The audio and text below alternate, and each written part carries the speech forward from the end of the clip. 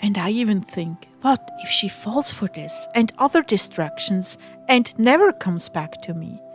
Do you know how profound that pain is? Yes, it is beyond your capacity to feel.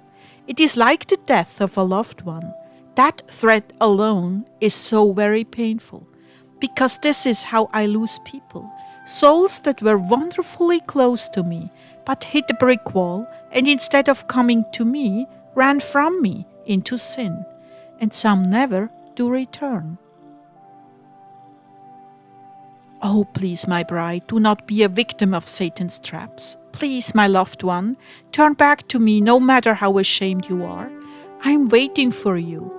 I have the solution and resolution to your problem. I have forgiveness and time to lavish on you to heal your wounds from swallowing the flashy bait adorned with hooks.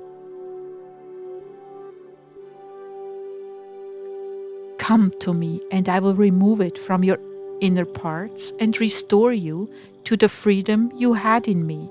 And together we will work out the frustration with the problem until it is history.